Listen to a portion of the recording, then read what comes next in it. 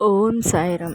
సద్గురు సాయినాథ్ మహారాజ్కి జై. సాయి భక్తులందరికీ నమస్కారం. అందరూ సుఖ సంతోషాలతో ఉండాలని బాబా తరపు నుంచి కోరుకుంటున్నాను. ఈరోజు బాబా గారి సందేశం ఏమిటంటే, తల్లి, నీ కర్మఫలం తీరిన రోజు మాత్రమే ఇది నీ కంటపడుతుంది. చూడకుండా అశ్రద్ధ చూపించి నా ఆగ్రహానికి గురి కావద్దు బిడ్డ అని బాబా గారైతే మనకి చాలా చక్కని సందేశాన్ని తీసుకొని వచ్చారు. మరి మన బాబా గారు మనకు ఎలాంటి సందేశాన్ని అందించబోతున్నారో ఆయన మాటల్ని విందాము. ఆయన మాటల్ని వినే ముందు ఒక్కసారి ఈ వీడియోని షేర్ చేయండి. ఇంకా మరింత మంది బాబా గారి సందేశాన్ని వినగలుగుతారు. ఈరోజు బాబా గారు ఇచ్చిన సందేశం ఏమిటంటే, నీకు కనిపించిన వెంటనే విను. నిన్ను మాత్రమే ఈరోజు ఎంచుకున్నాను బిడ్డ, అందుకనే వినమంటున్నాను. ఎన్నో రోజుల నుండి నువ్వు చాలా బాధపడుతున్నావు కదా బిడ్డ, చాలా కష్టపడుతున్నావు కూడా. నీకు ఆలోచించే అవసరమే లేదు తల్లి. ఇక ఎప్పుడు కూడా నువ్వు దేని గురించి ఆలోచించాల్సిన అవసరం లేదు. నీ జీవితంలో నువ్వు అనుకున్నవన్నీ త్వరలోనే చేరబోతున్నావు. ఈ రోజుతో నీ కష్టాలకి ముగింపు కాలం వచ్చేసింది బిడ్డ. నేనంతటగా చెప్తున్నాను కదా, ఎలాంటి పరిస్థితుల్లోనైనా కూడా నిన్ను భయపడద్దని చెప్తున్నాను. నీ కష్టాలన్నీ, బాధలన్నీ నా చేతుల్లోకి తీసుకుంటున్నా బిడ్డ. నేను లేకుండా ఏమీ జరగదు. నా మాట సత్యం, అబద్ధం కాదు అని నీవు నమ్ముతావు కదా బిడ్డ. నీ నమ్మకమే నీ కష్టాల నుంచి బయటపడేలా చేస్తుంది. ఎలాంటి కష్టాల నుంచైనా బాబా నన్ను కాపాడతాడని అనుకుంటున్నావు కదా తల్లి. అలా అనుకునే బిడ్డను నేను వదులుకుంటానా చెప్పు? నీ చెయ్యి ఎప్పుడు కూడా వదలను బిడ్డ. నన్ను వెతుక్కుంటూ అక్కడ ఇక్కడ తిరగవలసిన అవసరం లేదు. నేను ఈరోజు నిన్ను వెతుక్కుంటూ నీ దగ్గరికి వచ్చాను. నీకు ఏది చెయ్యాలనో, నీకు ఏది అందాలో అది నీకు దక్కవలసిన సమయం వచ్చింది బిడ్డ. ఇది స్వయంగా నేనే నీ దగ్గరికి చేరవరుస్తాను బిడ్డ. ఇక నుంచి నువ్వు సంతోషంగా ఉండు. నీ కర్మదోషాలన్నీ, పాపదోషాలన్నీ కూడా తొలగిపోతాయి. నా దగ్గర ఉన్న ఖజానా తలుపులు నీ దగ్గరికి తెరిచిపెట్టాను. ఏది నీకు చేరాలో అది చేరుస్తాను బిడ్డ. నీ కళ్ళకు కనబడకుండా ఎప్పుడు కాపాడే తండ్రి. నీకు రాబోయే కాలంలో నన్ను పూర్తిగా తెలుసుకొని బాబా నీ దగ్గరికి రావాలని నువ్వే ఎదురు చూస్తావు బిడ్డ. నీకు కావాల్సిన దానికంటే ఎక్కువ ఇస్తున్నాను. అప్పుడు నీకు ఏమి చెయ్యాలో తెలియక నా కళ్ళల్లోకి ఆనందంగా చూస్తూ, ఆనందంగా కన్నీరు రావాలని ఎదురు చూస్తూ ఉన్నాను బిడ్డ. నేను కూడా నీ కళ్ళల్లో ఆనందపు కన్నీరు చూడాలని ఎదురు చూస్తున్నాను. నీ ఇంట నీ కొలువై ఉన్నంత వరకు, నీ ఇంట్లో నా నామస్మరణ వినిపించినంత వరకు, నా తండ్రి ఉన్నాడు అని నమ్మకం ఉంచినంత కాలం నీకు ఎలాంటి దిగులు, భయం అవసరమే లేదు తల్లి. నీకు కావలసినటువంటి విజయాలు, సంతోషాలు సమస్తం నీకు అందిస్తూనే ఉంటాను. నీ మనసులో ఉన్నటువంటి అనుమానాన్ని తీసివేయు. ఏం జరుగుతుందో, ఎలా జరుగుతున్నా కూడా అనుకున్నది అనుకున్నట్లు జరుగుతుందా లేదా, నా తండ్రి ఇస్తాడా లేదా అని అనుమానాలు నీ మనసు నుంచి తుడిచిపెట్టే తల్లి.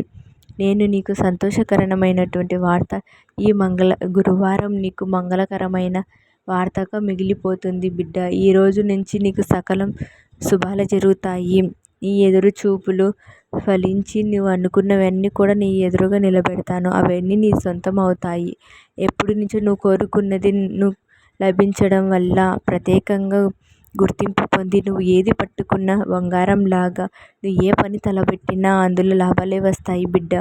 నీ చుట్టూ శుభకరమైన సువర్ణ కవచం ఏర్పరిచాను బిడ్డ. నువ్వు చేపట్టిన పని ఏదైనా సరే విశేషమైన విజయాన్ని సాధించి నిన్ను, నీ కుటుంబాన్ని సంతోషంగా జీవించేలా చేస్తాను బిడ్డ. తల్లి, ధనం వచ్చిందని గర్వించకుండా అందరితో కలిసిమెలిసి జీవించి సంతోషంగా ఉండు. నీకు నా ఆశీస్సులు ఎప్పుడూ ఉంటాయి. నీవు ఎప్పుడు కూడా అష్టైశ్వర్యాలతో నీ కుటుంబంతో సంతోషంగా జీవించాలని నా ఆశీస్సులు అందిస్తున్నాను బిడ్డ. ఎటువంటి పరిస్థితుల్లోనైనా సరే నిర్భయంగా ఉంటే, ప్రశాంతంగా ఆలోచించే ప్రయత్నం చెయ్యి. అప్పుడు ఎటువంటి ముప్పు వచ్చినా కూడా తప్పించుకోగలుగుతాము తల్లి. నిన్ను పట్టి పీడిస్తున్న దుష్టశక్తులను నీ దగ్గర నుంచి తరిమివేస్తున్నాను. ఇకపై ఎటువంటి ఆందోళన లేదు. ఆర్థికంగా, ఆరోగ్యంగా సుఖపడే కాలం రాబోతున్నది. అంతా మంచి జరుగుతుంది. కన్నీరు పెట్టడం వల్ల ఏమీ ఉపయోగం లేదమ్మా.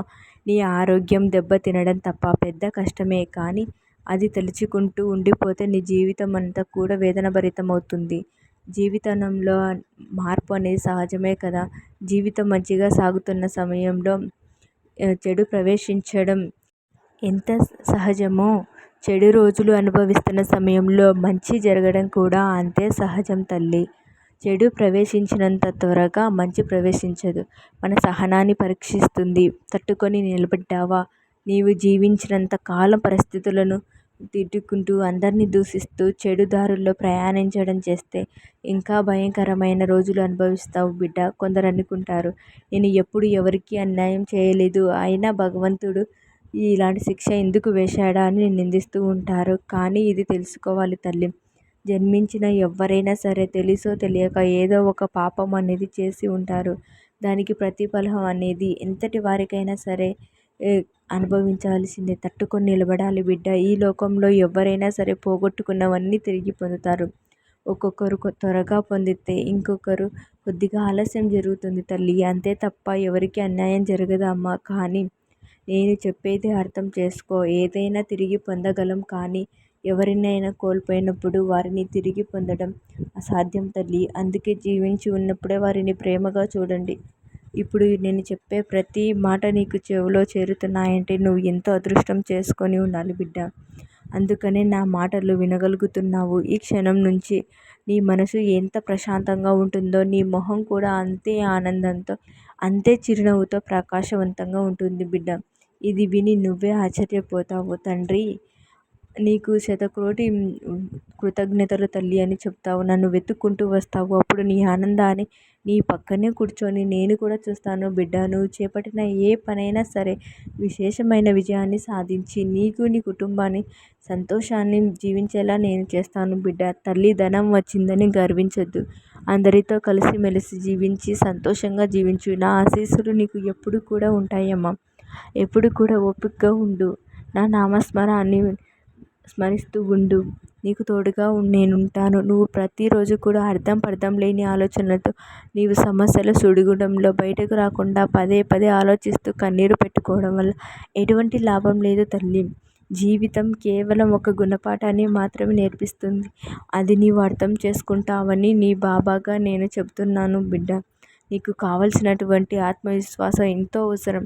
నీకు అది తప్పకుండా నేను కలిగిస్తాను. నీవు కోరింది ఇవ్వడానికి నేను నీ ముందుకు వచ్చాను బిడ్డ. నీకు ఏమి కావాలో నాకు చెప్పు, నేను ఖచ్చితంగా నీకు అందిస్తాను. ఒక తండ్రి వల్లే చెప్తున్నాను తల్లి. నువ్వు ఏది కోరుకుంటే అది జరిగి తీరుతుంది. ఈ బాబా నీ వెనక్కి ఉండగా నీకు దిగులెందుకు అని బాబాగారు మనకు మంచి సందేశాన్ని అందించారు. సాయి బాబా వారి ఆశీస్సులతో ఎల్లప్పుడూ మీరు సంతోషంగా ఉండాలని కోరుకుంటున్నాను. ఓం సాయిరామ్. సద్గురు సాయినాథ్ మహారాజ్కి జై.